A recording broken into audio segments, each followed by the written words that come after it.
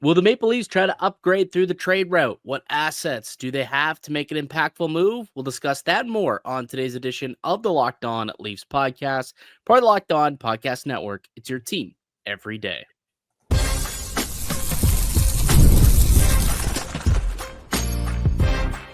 You're Locked On Maple Leafs, your daily podcast on the Toronto Maple Leafs. Part of the Locked On Podcast Network, your team every day.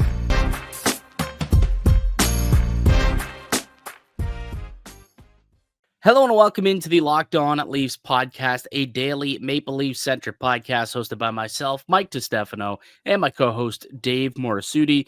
Today's episode is brought to you by Gametime. Download the Gametime app, create an account, and use code LOCKEDONNHL for $20 off your first purchase. I actually looked into Gametime tickets for tomorrow night's Game 4, Thursday night's Game 4. So I'm going to be in Florida. I will be in Florida that day. And I was looking into them to see how much it would cost to get me in the building. Still a little too much money for me, but if I were to grab tickets, I would definitely use Gametime and get $20 off.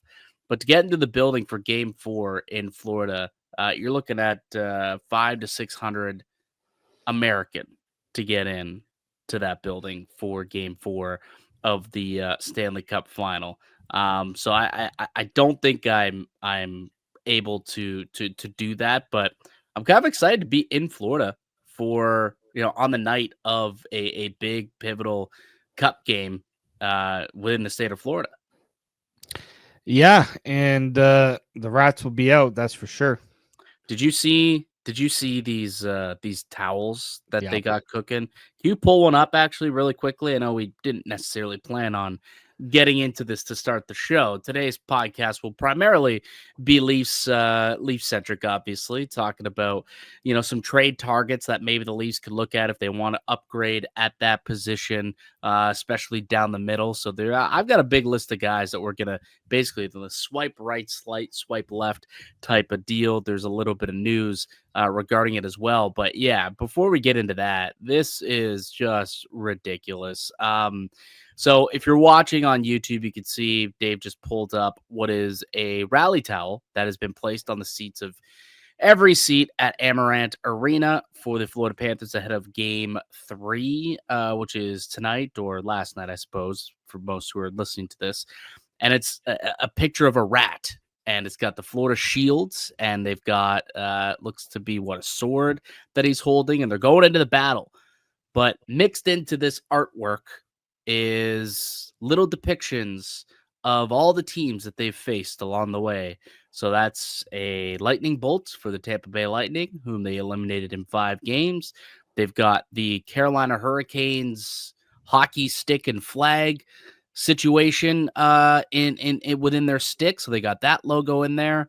And of course, they've got a maple leaf within this logo as well after defeating Toronto in 7 games. So this is getting, it's causing quite the stir among hockey fans and those who got in the way or tried to get in the way of the Florida Panthers on their road to their 3rd straight Stanley Cup. But that's kind of funny. I will say I do find it kind of funny and very cheeky of the Panthers promo team there.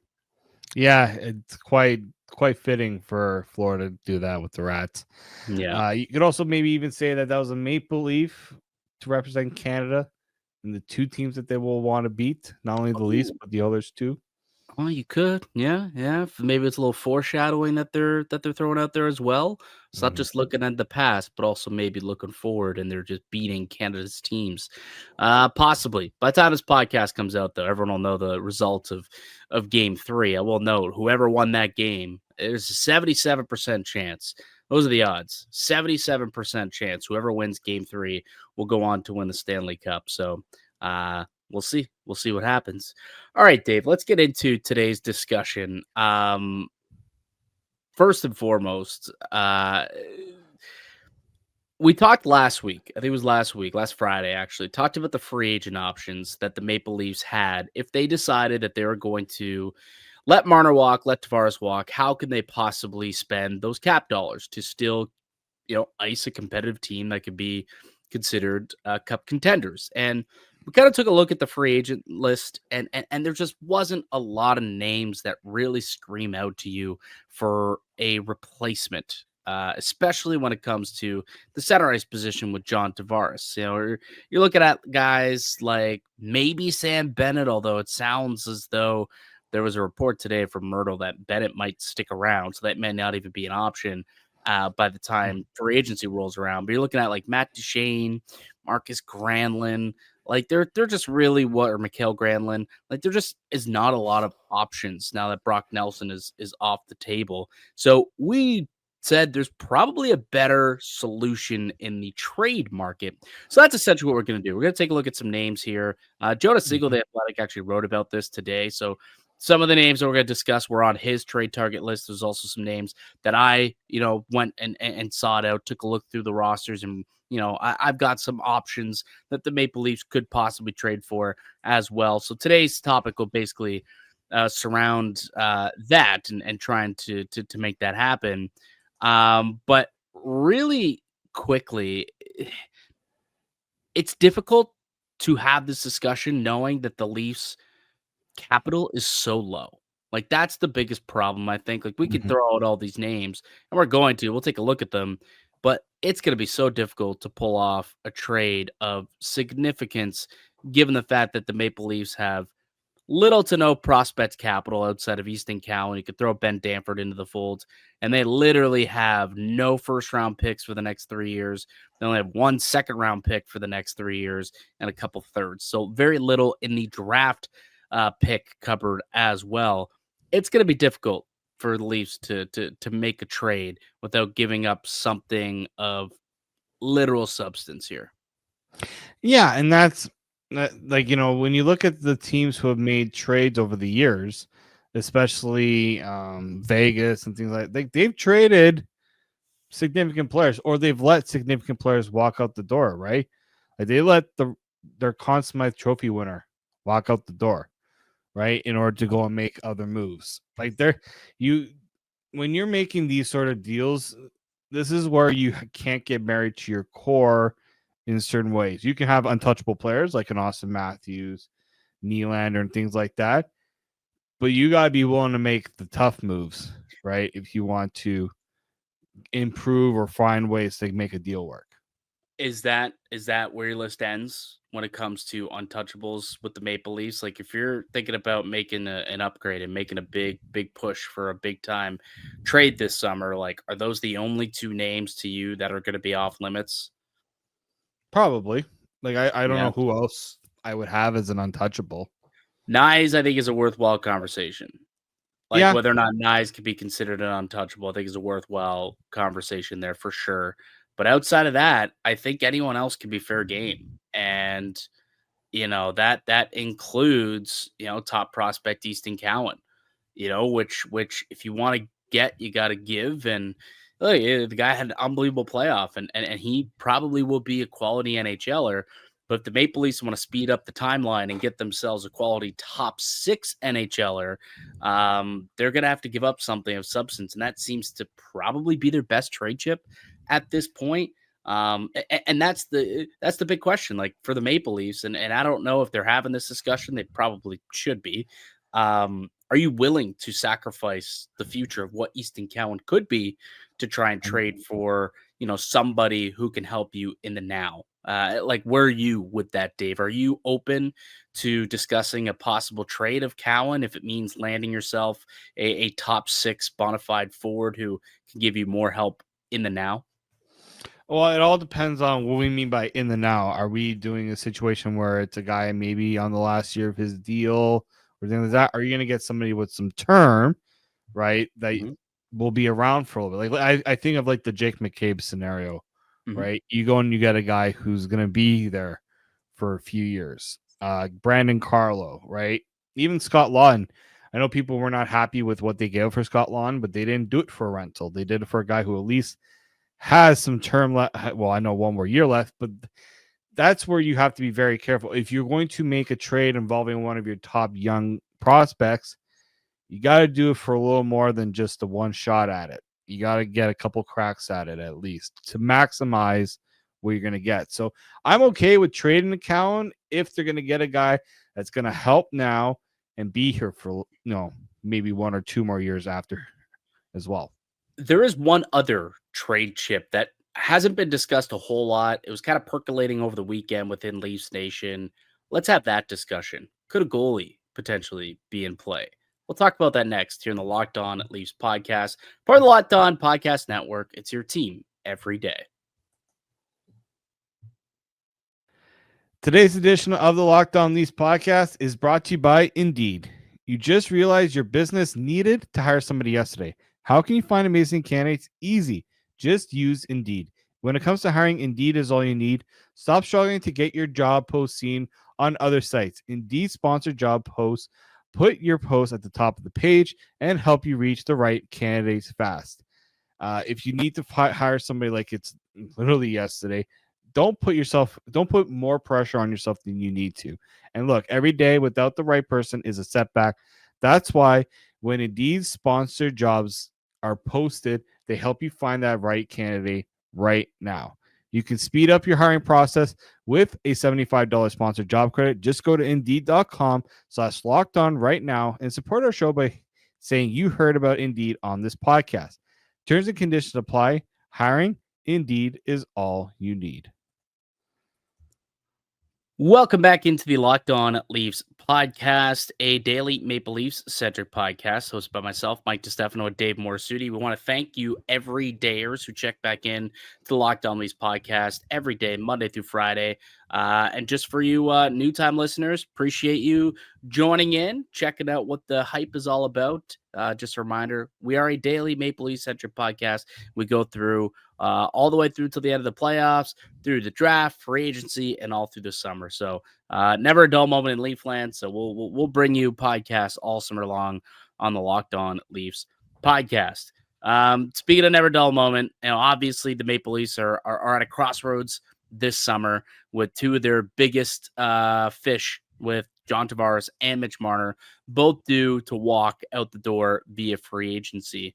And we've been discussing, okay, well, if they let them walk, what upgrades could the Leafs make, or how could they replace them in a way? And looking at the free agent list, it's not really all that doable to replace either guy with one player at least.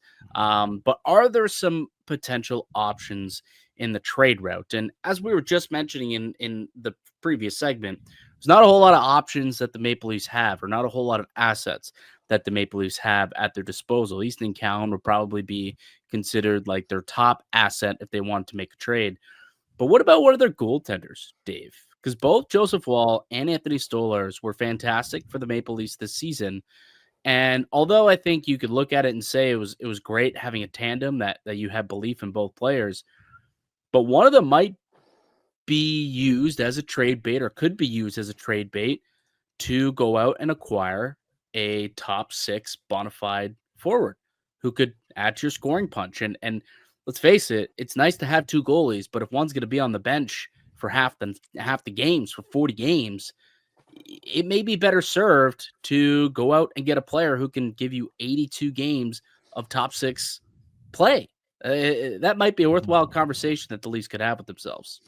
Yeah, I mean, it all depends on how much value the goaltenders do have on the market, right? Because goaltending trades haven't necessarily always netted exactly what teams have been looking for.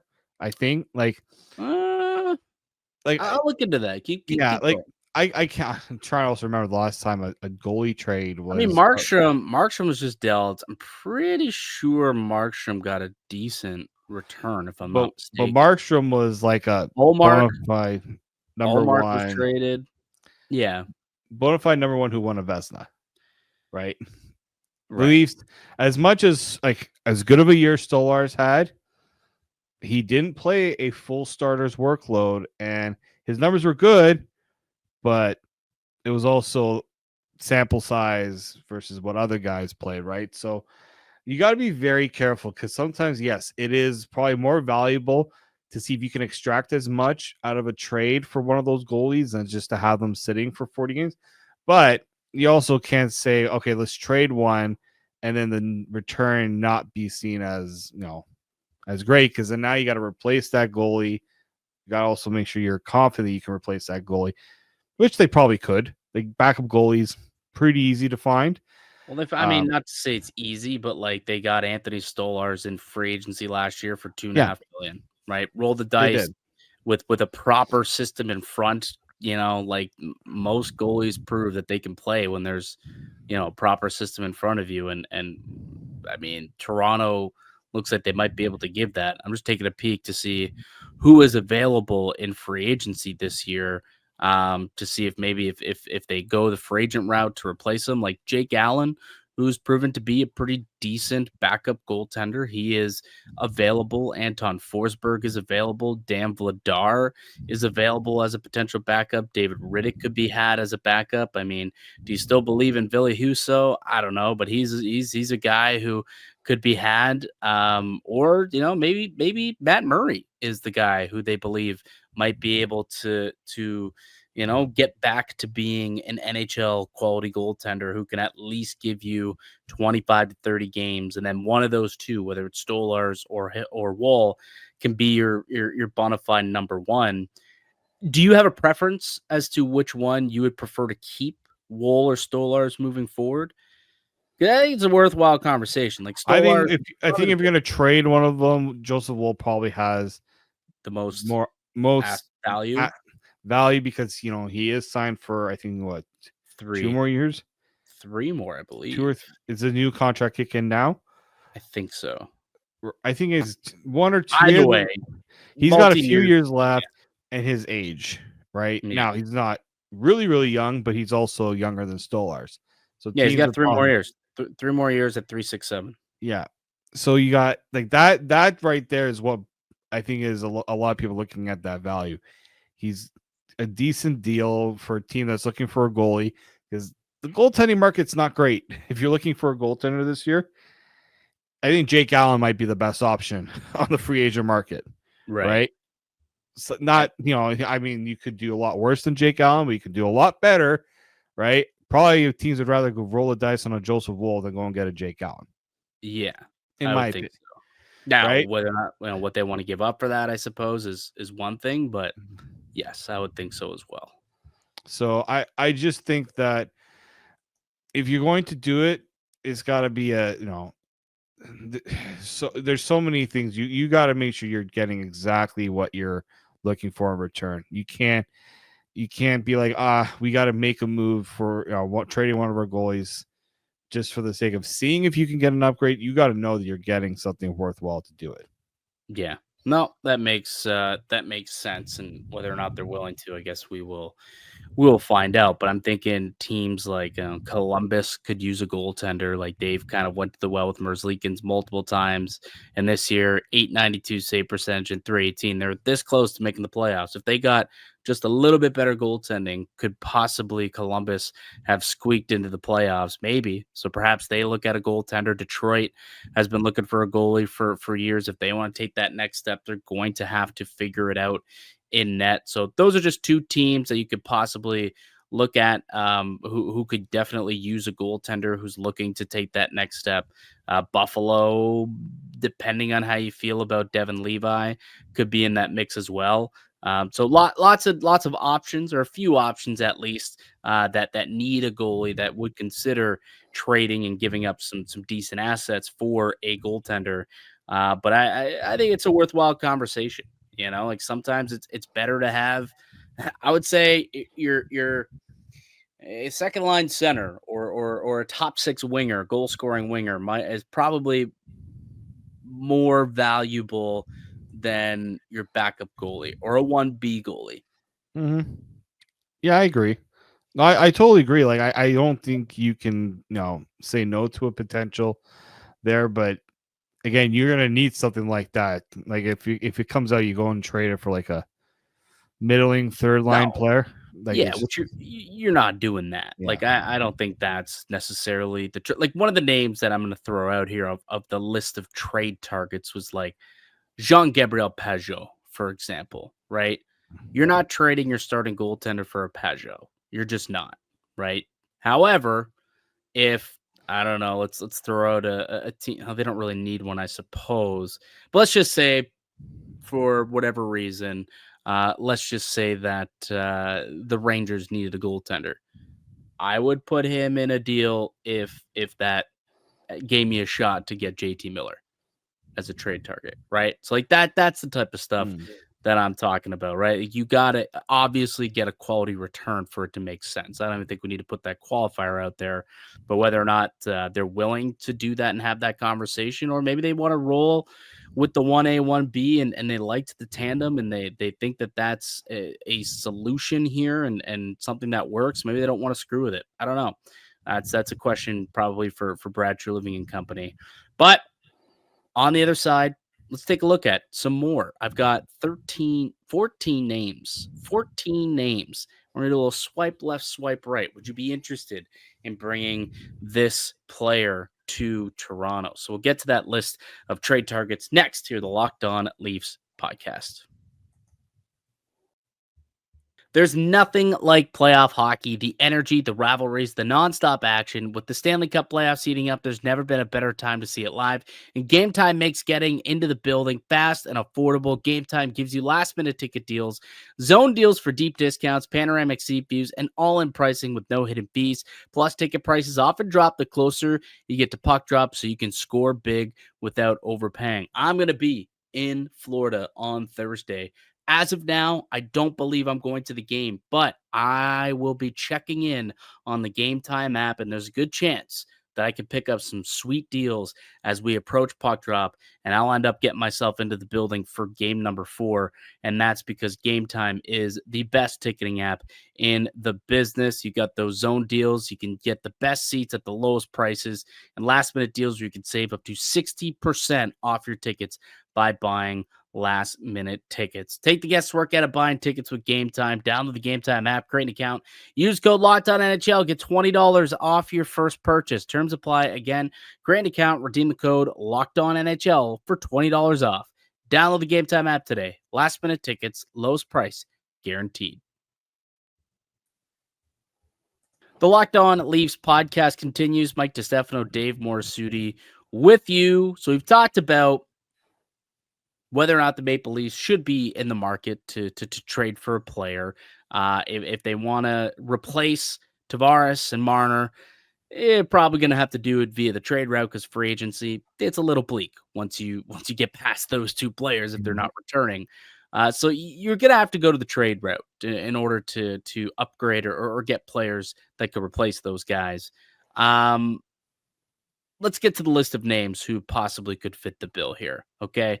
So we'll do a little swipe left, swipe right, or maybe, you know what? I think most of these players you would take on your team, to be honest, assuming that it is a fair market deal for all these guys, obviously, without the qualifier of having to say that every time. Let's assume that it is a fair trade for Toronto.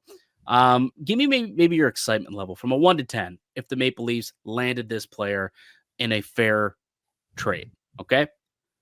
So let's start with player number 1, a reunion with Nazem Kadri. I would probably go about a 6. Really? That's it? A 6? You wouldn't like to bring in Naz? You think he's a little over the hill or what? He's getting up there in age. He's had his struggles in Calgary at times. He was really good, obviously, with Colorado. I want to see last year because I know the time. Like last year was actually probably his better season, I should say. He had 35 goals last year. There were times he was playing on the third line, right? They didn't. He's just having a hard time with chemistry, but I wouldn't hate it. He's not. It's not a terrible deal. It's just he's 34, right? We're having that conversation with John Tavares about foot speed. You're gonna have the same conversation about Nazem Kadri, right? If Nazem Kadri was maybe a couple years younger, then I would probably lean towards. But he brings that P and V. That he certainly does. We know it all too well. and yeah, 100%. And what is he, Dave? What is he that John Tavares is not? A center. Well, no, he is a center. A different C word.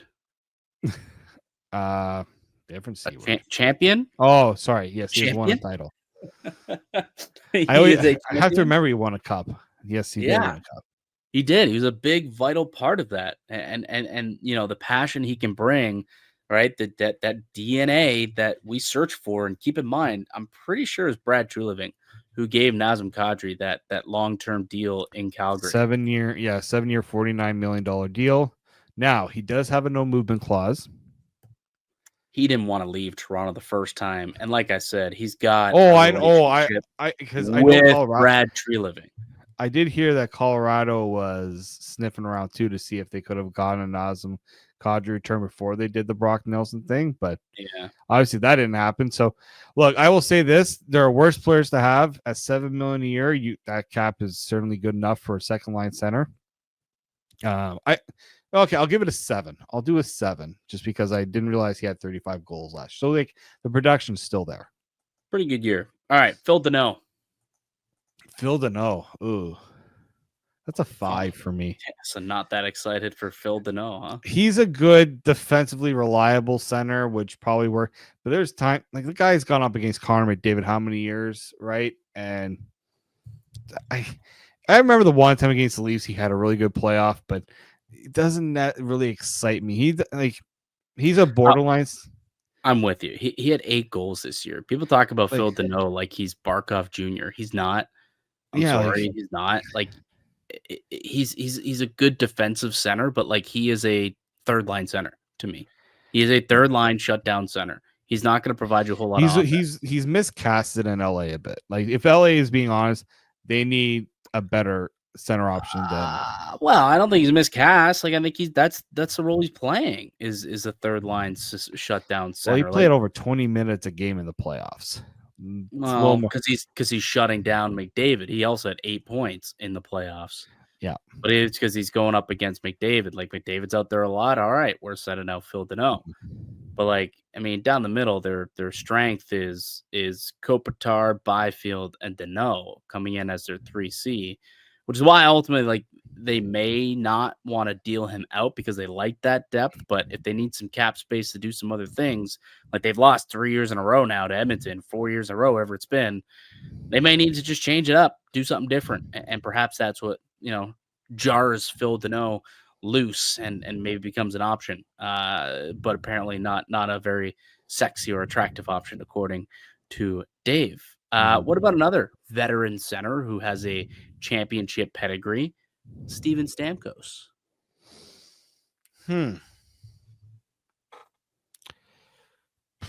I would go maybe a 7 as well with Stamkos. Okay. This year scared me a little bit with him. Like the production really fell off when he didn't have. Now he would have better offensive players to play with in Toronto than he would in Nashville. I'll start with that. I think he got it going towards the end of the year though, because I think he still ended up finishing off the season with like almost 30 goals. But he had 27 goals.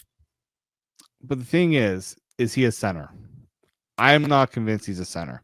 He's a winger, in my opinion. And so that's where I'm not as excited, right? Like you think the guy is lights out in the playoffs, right? Even though, I'll never forget the one shift he had in that cup final. One shift, scored a goal, groin was blown out the rest. But he just stayed there on the bench. Like he has that dedication. I think there was like they lost something in Tampa when they didn't bring him back. So I don't like Stamkos is still productive, but I just find that there's a little caution, like buyer beware on a player like him. All right, fair enough. Ryan O'Reilly. That's gonna be a 6 for me. Okay, it's a 6 for you, dog. It is like I could have been convinced a little like maybe last year to go and get a Ryan O'Reilly, but again, he's getting up there in age. I think Nashville is overrating him a little bit. Like I know like his defensive numbers took a dip, like a big dip last year, but I think also that's because Nashville was terrible. The team was terrible. Sorry, up a beach ball the first half of the year. Yeah, like I would rather go for like a Kadri over an O'Reilly. At least I guess with a little more offensive upside. Like as a 2C, he's barely a 2C for me anymore. Mika Zibanejad. Ooh, Like it's like a 4 for me. He's so streaky. He could put up like 4 points in one night and then just where did Mika go? Yeah, Like didn't have a good playoff, that's for sure. Last no. year didn't have a good playoff, and then this year, yeah, like I think he had 20 goals this season. Missed some time. Yeah, Mika. I think 2 years ago would have been pretty well on board. At this point, yeah, I'm not sure he's really an upgrade at the very least. I'd rather roll the dice on Tavares, and keep in mind, like Tavares still very much in play. Yeah. So the you might not have to go externally to replace him. He's still there. JT Miller, it's a Benitez teammate.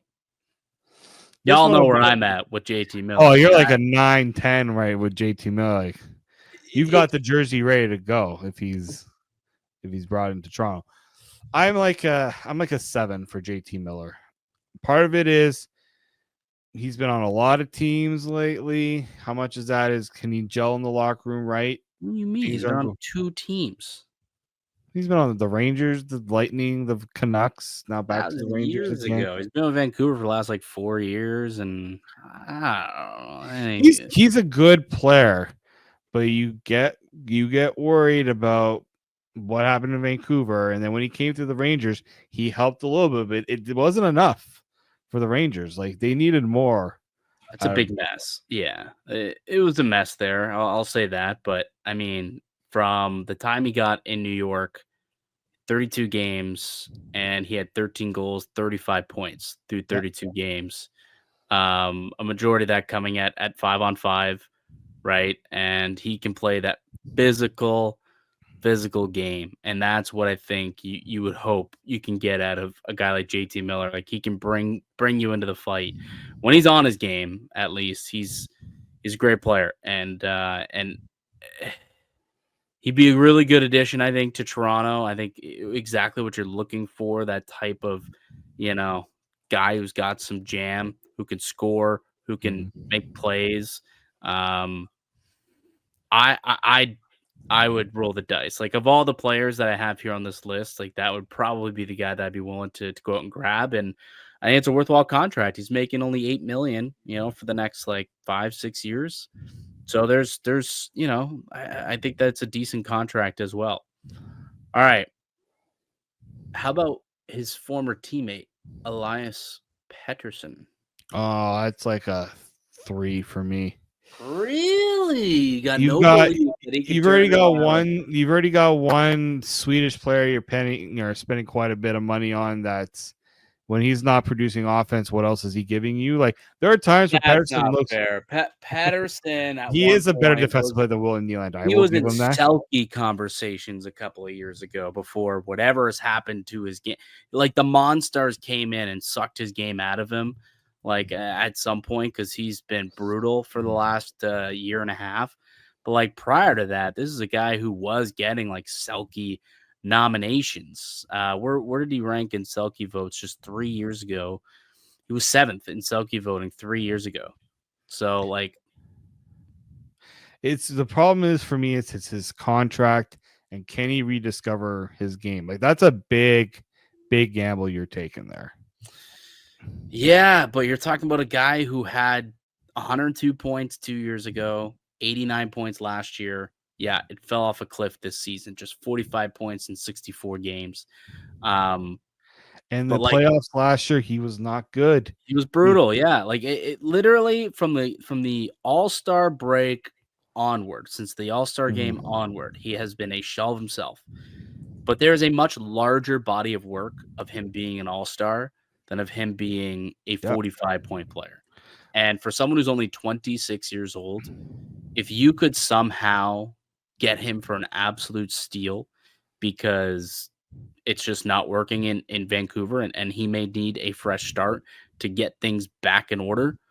I mean, if I'm Toronto and you're looking to get younger down the middle, you're looking to improve of what John Tavares can give you or will give you or is expected to give you over the next few years, I think you take a hard look at Petey. I'll be honest. I think you take a hard look at it. I don't think he would be that expensive. Like at this point, it's almost a cap dump. And hey, you have $11 million who's walking out the door right now to replace it. maybe you see if you can convince him to take Morgan Riley the other way. That's what I mean, right? Like that's I think you would have to, like, realistically, we'll take on your problem for our problem, and that's like upsides massive for Pedersen at that point. Like, you have to give up more obviously than just Riley. Wouldn't be a 1-for-1, but it's a deal that would make sense for both teams. So, like, Petey's a very interesting one for me. I'm not sure if the Canucks want to move on from Pedersen, but it certainly has been a struggling year and a half for him, and maybe at some point, this summer they decide to go in a different direction. I think the Leafs should be in on it if that's the case. I consider it, but I'm not I'm not selling the farm or really pushing for it. No. All right. I don't know if we really want to get into that can of worms, but do you think there's any possibility that a Geno Malkin could be available this summer, and do the Leafs go shopping there? I doubt it. I don't see Malkin, like, he would not. That would be such a. You really want to piss off Sidney Crosby? Trade him Kenny Malkin. I think he'd understand. Like, honestly, I think he would understand. I think Geno would understand. I think they all would. You don't think? Well, Geno's got to give the A-OK. Again, it's another player that injuries have always been a problem. Like, yeah, he did. Like, it's funny. The last 2 years, he played the 82 games, and then he went back to not being able to play the 82 games. Right. Yeah. So, I think, again, I just don't see it as a possibility. So I'll go with like a 2. Now, I'm not excited about the potential of adding in Malkin. It's not something I would get my hopes up on. So you're telling me if you woke up tomorrow morning, you saw Leafs swing a deal for Geno Malkin, give up very reasonable price, you'd be like, you'd be at a 2? No, I would wonder if Kyle Dubas is like fully gone insane to trade Malkin to all teams, the Leafs. Like, yeah, that's why. Probably not happening. I just doubt it. Yeah, no, that's a good point. All this to say, again, there's still an opportunity for the Leafs and Tavares to come to an agreement so that they don't have to go this route. Because I don't know about you, of the list of names that I just talked about, a couple other options like John Gabriel Pajot or Vincent Trocheck or William Karlsson, Ryan Strome. Like, these are other names who could possibly be available and that they could try and swing a trade for. But of those names, honestly, there might be 2 that I like over Tavares. Most of these guys, I'm sitting here and I'm like, if this is the route we need to go in, just bring him back. Just sign him to the sweetheart deal that he might be willing to take. Give him 5x5 and let's run with it and just roll with Tavares at 2C. Eventually, he'll move over to the wing, but like, it's just not many sexy options. Unless you can get into that Elias Pettersson or JT Miller range, those are the only 2 players who I think would be upgrades. So, and I don't even know if they would be, but like, they have the most potential to be upgrades over John Tavares. The rest, it's kind of lateral moves, if not a downgrade. That's it for me too. It's like, just go sign JT, right? So, apparently, according to Chris Johnston, who had a hit on Overdrive yesterday, did say that sounds like there's been more talks with Tavares' camp in the Maple Leafs. So maybe something will get done after all, and we'll see him return. But there's not much in free agency to upgrade. The trade market doesn't seem that robust unless they can pull off some sort of blockbuster that we're not even thinking of. Bringing back Tavares might be the best course of action if this team wants to remain competitive next season. That's pretty much where I've gotten to at this point. Yeah, I think it seems likely that they're going to find a way to make it work. It's just, I don't think the Leafs are pushing it to make it like really pushing it too much to put the ball in his court too much. They do want to, I think, have a bit of a let's negotiate a bit here. Let's make things a little easier on both sides. Mm-hmm. Yeah. All right, that'll do it for us here today on the podcast. I'd like to thank you all for listening and supporting the show. You can subscribe to the Locked On Leafs podcast on all platforms and receive daily Leafs content. Follow myself on Twitter at Mickey_Canuck. Follow Dave at D_Morassutti, and follow the show as well at Locked On Leafs. We'll be back with another episode for you guys tomorrow. Until then, keep it locked right here on Locked On Leafs.